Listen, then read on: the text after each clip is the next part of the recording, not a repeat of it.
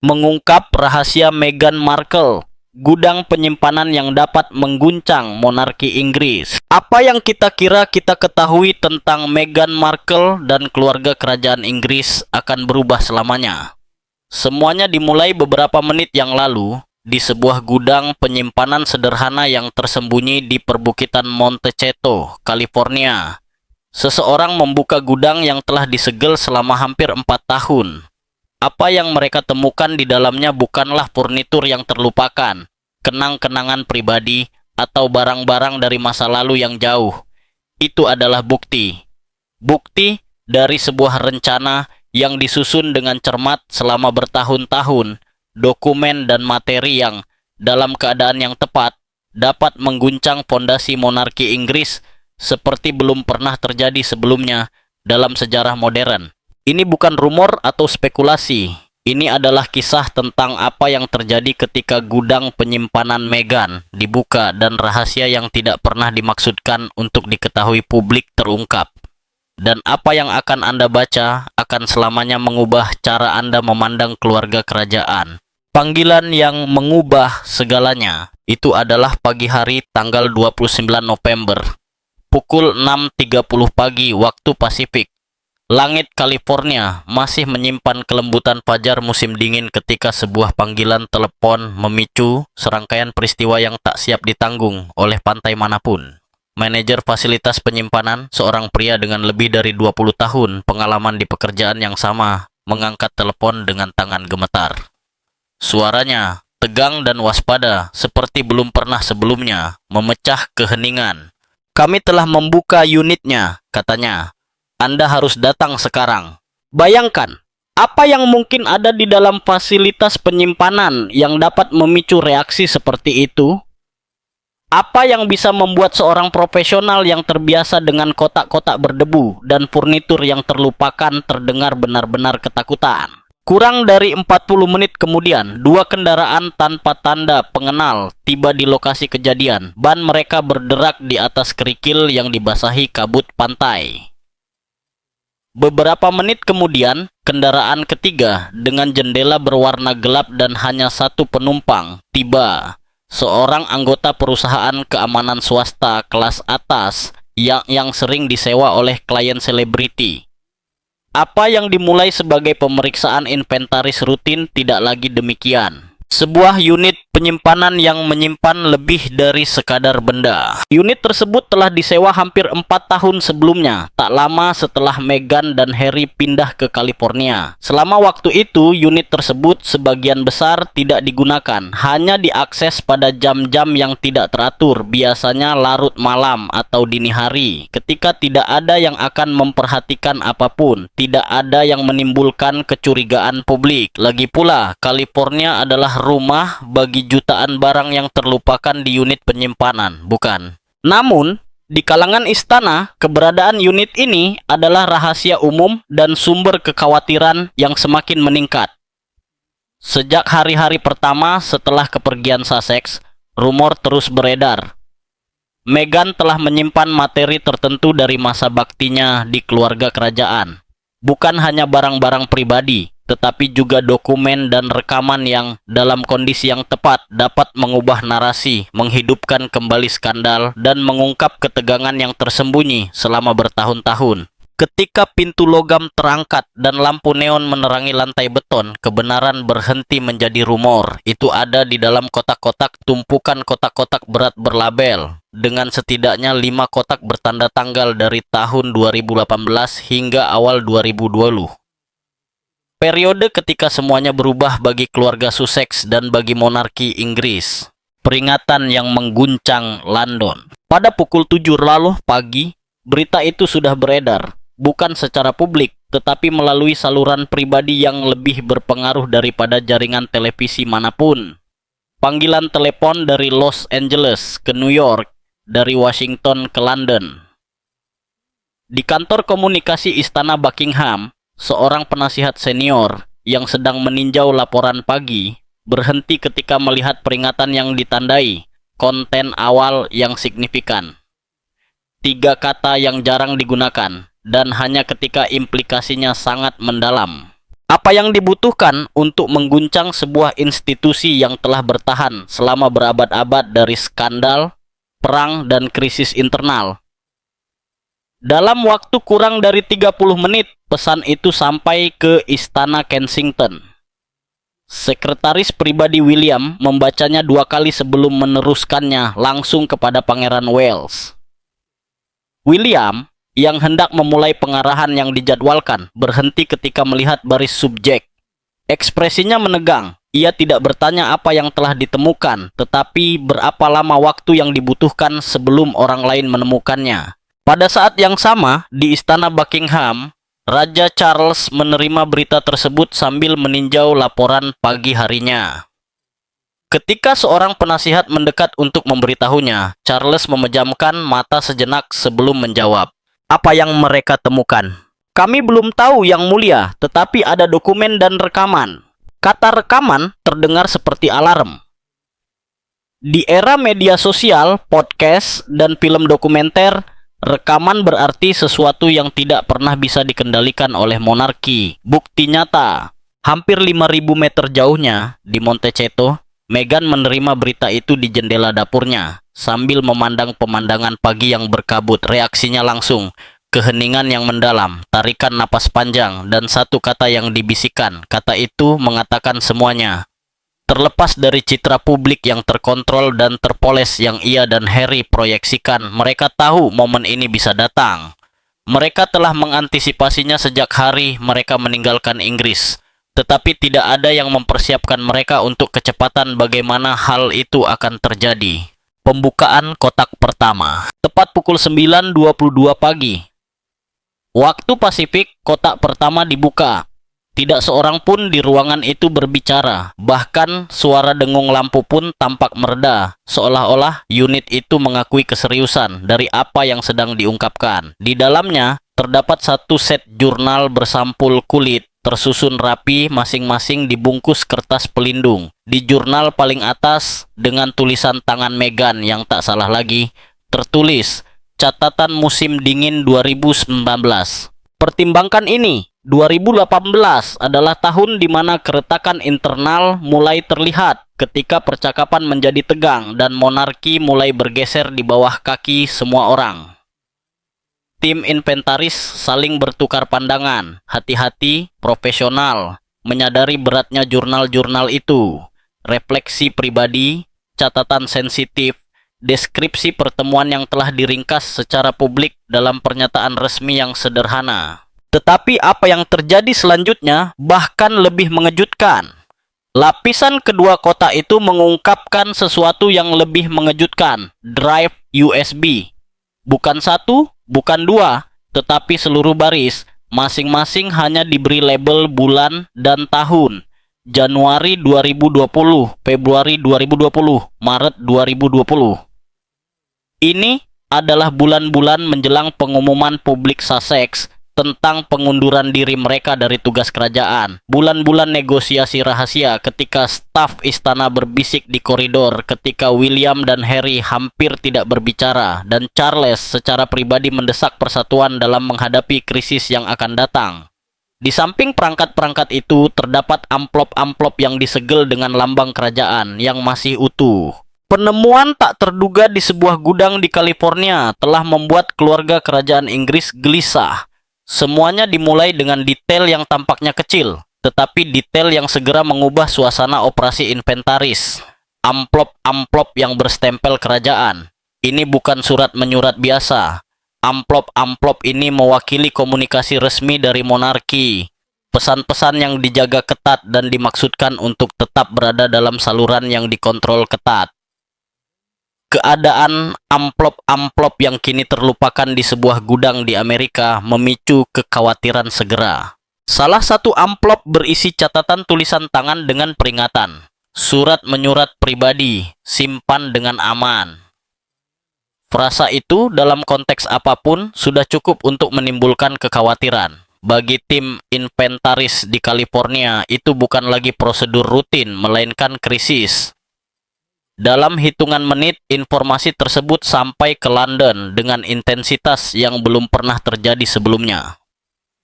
Laporan pertama menggambarkan situasi tersebut sebagai signifikan. Laporan kedua, dengan nada yang lebih mendesak, menggunakan kata kritis. Menjelang sore, tim komunikasi krisis istana berkumpul di ruang keamanan bawah tanah, sebuah ruangan yang khusus diperuntukkan untuk situasi ekstrem, di mana telepon disingkirkan, perangkat elektronik disapu bersih, dan pintu dikunci. Kepala komunikasi mulai membacakan laporan pendahuluan dari California ketika ia sampai pada referensi tentang amplop yang berstempel kerajaan dan buku harian bersampul kulit. Suasana menjadi hening. Seorang penasihat senior memecah ketegangan dengan pertanyaan yang ditakuti semua orang. Bagaimana jika ini berisi percakapan pribadi, perselisihan internal, ketidaksepakatan yang tidak pernah dipublikasikan? Penasihat lain menjawab dengan kata-kata yang merangkum skenario terburuk yang dapat dibayangkan. Maka kita akan dihadapkan pada narasi yang tidak dapat kita kendalikan. Dan dari semua anggota keluarga, tidak ada yang merasakan dampaknya lebih dalam daripada Putri Anne. Kemudian, ketika dia diberitahu, dia mendengarkan tanpa menyela, tangannya bersilang, wajahnya tanpa ekspresi. Tetapi mereka yang mengenalnya dengan baik memperhatikan pengencangan rahangnya yang halus, tanda iritasi yang terpendam. Itu bukan kekesalan terhadap Meghan secara khusus, tetapi terhadap kekacauan yang dapat ditimbulkan oleh situasi ini. Anne telah melewati puluhan tahun skandal dan kekacauan kerajaan.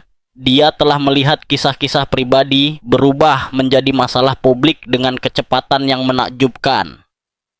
Tetapi dokumen-dokumen pribadi yang disimpan di luar negeri adalah fenomena yang berbeda. Dokumen-dokumen itu menunjukkan niat, perencanaan, dan strategi jangka panjang. Pertanyaan pertamanya langsung, apakah Harry tahu? Jawaban penasihat itu ragu-ragu. Kami yakin dia akan segera tahu. Anne menghela napas perlahan, seolah mempersiapkan diri untuk hal yang tak terhindarkan. Kotak. Kedua, temuan yang mengejutkan. Pada pertengahan pagi di California, tim membuka kotak kedua. Jika yang pertama mengkhawatirkan, yang ini terbukti mengejutkan. Kotak itu berisi folder-folder yang disusun dengan sangat hati-hati. Ini bukan berkas acak, melainkan seleksi yang disengaja, yang jelas bagi siapapun yang memahami seluk-beluk istana. Ini bukan hanya barang-barang Meghan, tetapi juga dokumen istana, salinan buku harian, ringkasan rapat, catatan pengarahan internal. Beberapa ditandai pribadi, yang lain rahasia, dan beberapa memuat inisial pejabat senior istana.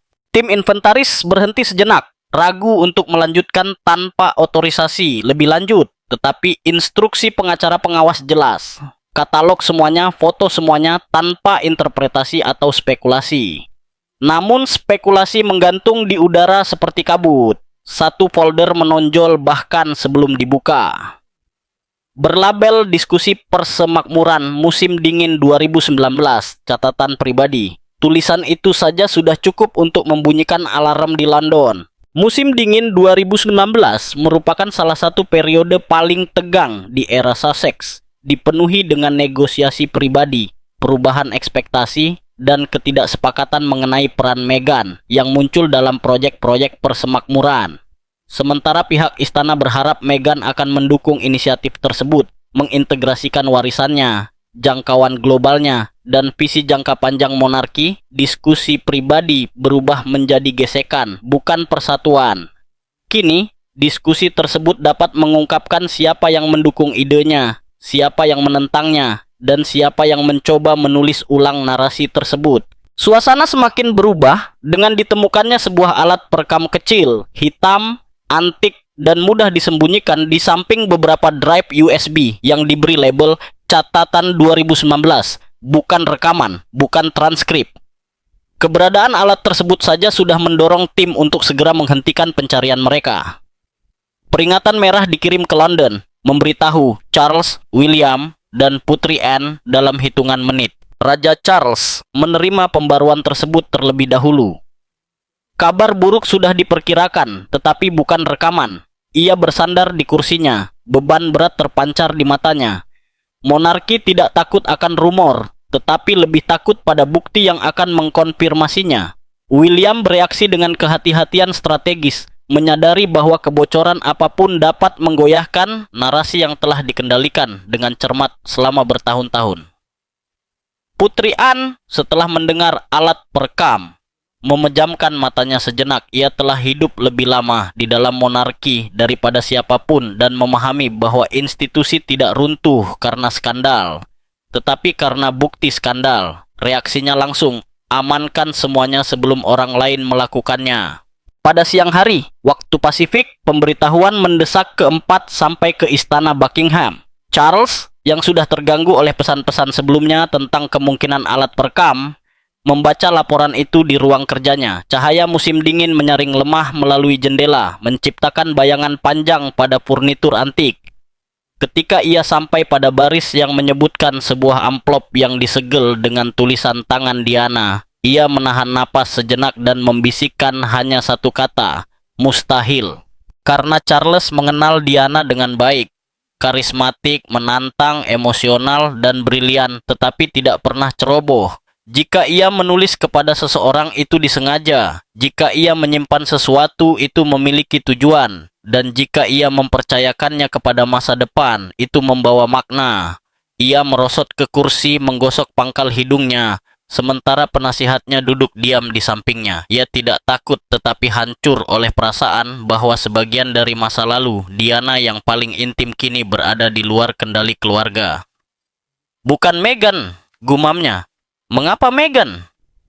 Itu bukan tuduhan, tetapi pertanyaan yang syarat dengan kesedihan bertahun-tahun yang belum terselesaikan. Beberapa menit kemudian, William menerima kabar terbaru. Reaksinya lebih terkendali, tenang, tetapi sama seriusnya. Warisan Diana adalah sesuatu yang sangat dilindungi William. Terkadang secara posesif, tetapi selalu dengan kesetiaan yang tak tergoyahkan. Gagasan bahwa surat pribadi dari Diana telah beredar di luar pengetahuan istana, di luar arsip resmi, bahkan di luar keluarga, menghantamnya pada tingkat yang lebih dalam daripada sekadar kewajiban. Ketika sekretaris pribadinya selesai membaca laporan itu, William mengajukan satu pertanyaan. Apakah Harry sudah melihatnya? Jawabannya adalah tidak, tetapi pertanyaan itu sendiri mengungkapkan pusat badai yang sedang terjadi. Polanya mulai muncul. Sementara itu, di California, tim terus mengkatalogkan kotak ketiga. Di bawah amplop Diana terdapat surat-surat dari pejabat senior istana, beberapa hangat, beberapa hati-hati, beberapa sulit untuk diuraikan berdasarkan nadanya. Ada catatan tentang penilaian awal, strategi pers, dan jaminan pribadi dari penasihat tertentu. Salah satu temuan yang paling meresahkan adalah transkrip cetak percakapan telepon antara dua pejabat istana yang membahas penerimaan publik Meghan selama bulan-bulan pertamanya bersama keluarga. Baris terakhir berbunyi, "Dia harus ditangani dengan hati-hati." Ruangan itu terasa dingin. Karena ini bukan kisah tentang seorang bangsawan wanita yang sulit atau dinamika keluarga yang tegang. Ini adalah awal dari pola yang telah dicurigai dunia, yang selalu disangkal istana, tetapi sekarang tercetak hitam putih, disegel selama bertahun-tahun. Seorang pengacara bergumam, hampir tak terdengar, "Ini lebih besar dari yang kita duga. Dia salah, ini jauh lebih besar." Kotak kelima, berkas Meghan. Kotak kelima lebih berat daripada kotak-kotak sebelumnya, bukan karena ukuran fisiknya, tetapi karena beban emosional yang terkandung di dalamnya. Pada pukul 10.28 pagi, mereka mengangkat tutupnya. Di dalam, seperti artefak yang siap dipajang di museum, tumpukan map tersusun rapi, masing-masing berisi periode waktu tertentu. Dari musim panas 2017, ketika Meghan diperkenalkan kepada keluarga, hingga catatan dari musim gugur 2017, persiapan pertunangan, transisi publik tahun 2018, korespondensi internal dari tahun 2018, dan negosiasi keluar dari tahun 2020. Itu adalah bab-bab dari sebuah kisah yang publik kira sudah mereka ketahui, tetapi tidak dari perspektif istana. Itu adalah catatan Meghan, arsipnya, pelestarian kebenaran sebagaimana yang dialaminya. Pengacara pengawas membuka map pertama dengan tangan yang mantap. Map itu berisi salinan laporan pers yang dilaminasi, email internal, dan halaman-halaman dengan anotasi tulisan tangan Meghan di margin ditulis dengan cara yang terkontrol dan tepat. Beberapa frasa digarisbawahi tebal, yang lain dilingkari atau diberi tanda bintang, dan beberapa menyertakan komentar singkat tetapi sangat mengejutkan. Tidak akurat. Dikatakan secara pribadi, bukan di depan umum. Mengapa narasi berubah? Namun, folder yang membuat semua orang terhenti, yang bahkan membuat kamera tampak mengganggu, diberi label tinjauan komunikasi 2019. Di dalamnya terdapat tangkapan layar grup WhatsApp pribadi di antara staf, pesan Slack, ringkasan internal tentang nada media, dan korespondensi tentang cara menangani ketegangan publik yang meningkat seputar pemberitaan Meghan. Di tengah tinjauan tersebut, mereka menemukan percakapan antara dua ajudan senior istana tertanggal akhir musim gugur 2019 yang membahas penyesuaian strategis terhadap visibilitas publik Meghan. Satu pesan berbunyi, dia kembali menarik terlalu banyak perhatian, kita perlu mengarahkan kembali narasi. Yang lain menjawab, kita punya pilihan, mari kita rahasiakan saja. Penemuan yang paling mengejutkan adalah serangkaian draft pernyataan yang tidak pernah dikeluarkan istana. Beberapa melunakkan citra Meghan, yang lain mengklarifikasi informasi yang salah, beberapa secara eksplisit membelanya. Tidak satu pun yang dirilis, bagi publik hanya ada keheningan. Pengacara itu menutup folder tersebut, tampak terharu. Di London, suasana berubah dari kekhawatiran menjadi ketakutan. Di Clarence House, Raja Charles mengadakan pertemuan tertutup dengan dua penasihat senior. Suaranya tenang, tetapi getaran di tangannya menunjukkan besarnya gempa bumi internal yang terjadi. Ia tahu apa arti folder-folder itu, apa yang diwakili oleh surat itu, dan apa implikasi alat perekam itu bagi masa depan monarki. Charles selalu percaya bahwa publik dapat memaafkan hampir semua hal, kecuali kemunafikan, dan folder-folder California itu menunjukkan kelalaian yang disengaja, jenis kelalaian yang dapat merusak kepercayaan. Putri Anne diberi pengarahan lagi. Ia mendengarkan dengan tenang. Ia telah membela monarki melalui berbagai macam gejolak.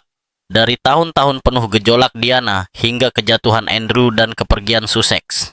Tetapi ini berbeda. Komentarnya lugas. Ini bukan souvenir. Ini adalah pengamanan. Carlos bergidik mendengar kata itu. Perlindungan. Karena jika Meghan menganggap materi-materi itu sebagai perlindungan, itu berarti dia memasuki monarki dengan mengantisipasi bahwa suatu hari nanti dia akan membutuhkan pembelaan. Sebuah kesadaran yang menghancurkan. Kotak ke-6. Pengungkapan Harry. Akhirnya, momen yang akan mengubah segalanya tiba. Ketika pengacara menyerahkan pembaruan kedua kepada Meghan, dia mendengarkan dengan tenang, hampir secara supranatural, mengingat besarnya apa yang telah ditemukan. Dia hanya bertanya, apakah Anda sudah melihat kotak terakhir? Terakhir? Tanya pengacara itu bingung. Kami membuka 5. Meghan menghela napas pelan, seolah mengkonfirmasi sesuatu yang sudah dia duga. Ada 6. Terjadi keheningan. Yang terakhir bukan milikku. Milik siapa? Pengacara itu bersikeras. Jeda. Meghan menjawab. Suaranya terukur dan menghancurkan. Milik Harry. Pernyataan sederhana itu mengubah sifat krisis tersebut. Jika kotak ke-6 berisi catatan, surat menyurat, dan refleksi pribadi Harry tentang tahun-tahun keterasingan dari saudaranya, maka itu bukan hanya kisah Meghan. Itu adalah kisah nyata, kisah suksesi, dan masa depan monarki. Kotak itu lebih kecil dari yang lain, tidak mencolok, diletakkan hampir dengan enggan di dinding ruang penyimpanan. Tulisan tangan Harry yang terburu-buru dan tidak rapi berbunyi, "Pribadi, jangan dibuka tanpa saya." Ketegangan bergeser dari masalah hukum ke masalah kemanusiaan. Pada pukul 11.59 pagi, kotak itu dibuka. Di dalamnya terdapat folder, tetapi tidak seperti lemari arsip Meghan yang terorganisir rapi. Materi Harry berserakan, ditandai dengan lipatan, noda, dan catatan yang ditulis terburu-buru. Ini bukan pengawetan, ini adalah luka hati yang terbuka di atas kertas. Folder pertama diberi label William 2014-2020. Pesan-pesan itu mencerminkan kehangatan, candaan persaudaraan, dan terkadang kejengkelan. Namun, saat halaman-halaman itu dibalik, ketegangan menjadi terasa nyata. Satu lembar ditandai dengan tulisan tangan Harry. Pada saat itulah segalanya berubah. Para anggota tim saling bertukar pandangan gelisah. Ini bukan lagi sekadar masalah transparansi istana. Ini adalah anatomi keretakan keluarga. Di bawah folder itu ada folder lain. Ayah. Folder itu berisi surat-surat yang ditulis Harry kepada Charles. Beberapa tidak pernah dikirim. Yang lain disertai dengan balasan dari raja. Itu bukan dokumen politik atau komunikasi strategis. Itu bersifat pribadi. Seorang putra yang mencari ayah yang dirasakannya jauh. Seorang ayah yang mencoba menyeimbangkan cinta dan kewajiban. Satu baris yang ditulis oleh Harry digarisbawahi 3 kali. Aku tidak bisa menjadi cadangan jika peran itu mengorbankan diriku sendiri. Pengacara itu menutup folder sejenak, membiarkan beban kata-kata itu meresap ke dalam ruangan. Dokumen-dokumen selanjutnya adalah catatan dari pertemuan-pertemuan di mana Harry merasa dikesampingkan. Keputusan yang dibuat tentang peran Meghan tanpa kehadirannya. Pengamatan terperinci bahwa monarki melihatnya bukan sebagai seorang pria yang memulai sebuah keluarga, tetapi sebagai variabel yang harus dikelola. Sebuah catatan menguning yang ditempelkan pada sebuah halaman bertuliskan, tidak ada yang bertanya bagaimana rasanya ini. Namun, sebuah amplop di dasar kotak itulah yang benar-benar membuat ruangan hening. Sebuah amplop polos tanpa tanda. Disegel bukan dengan selotip tetapi dengan lilin merah. Capnya sebuah huruf tunggal, D. Diana. Tidak ada yang berbicara ketika pengacara itu mengangkatnya. Tidak ada yang bernapas ketika ia memeriksa segelnya. Tidak ada yang berani menyarankan untuk membukanya tanpa izin. Itu bukan hanya kenang-kenangan. Itu adalah sebuah pesan. Entah ditulis bertahun-tahun yang lalu oleh Diana dan disimpan untuk putra-putranya, atau bagian dari warisan yang diteruskan kepada Harry setelah kematiannya. Signifikansinya tak terbantahkan. Itu milik seorang ibu, seorang calon raja, dan seorang putra yang telah menghabiskan hidup dewasanya mencoba memahami luka yang ditinggalkannya. Sementara itu, di seberang Atlantik, istana runtuh dengan cara yang tak seorang pun bisa hentikan. Di istana Kensington, William menerima konfirmasi bahwa kotak Harry berisi surat menyurat pribadi. Bahunya menegang, rahangnya mengatup. Untuk pertama kalinya sejak krisis dimulai, ekspresi kesedihan, bukan kemarahan, muncul di wajahnya. Karena isi dokumen-dokumen itu akan menceritakan kisah Harry dengan kata-katanya sendiri. Tanpa filter, tanpa diedit, tanpa dilindungi oleh mesin istana. William segera mengerti apa artinya itu. Harry tidak hanya menyimpan kenangan, dia telah menyimpan bukti kedekatan yang pernah mereka miliki, jarak yang telah memisahkan mereka, dan keputusan yang telah mendorong mereka ke jalan yang berbeda. Di Clarence House, Charles menanggapi dengan perasaan antara kesedihan dan pasrah. Kesedihan seorang ayah, bukan otoritas seorang raja. Ia memahami bahwa penemuan di California bukanlah serangan atau ancaman. Itu adalah sebuah catatan. Catatan tentang apa yang telah dituntut monarki dari anak-anaknya. Catatan tentang kesalahan di semua pihak. Catatan tentang upaya bertahun-tahun untuk menjaga keutuhan keluarga sambil mempertahankan kerajaan. Putri Anne yang diberitahu untuk terakhir kalinya bereaksi dengan kejelasan khasnya. Kata-katanya lugas, brutal, dan jujur.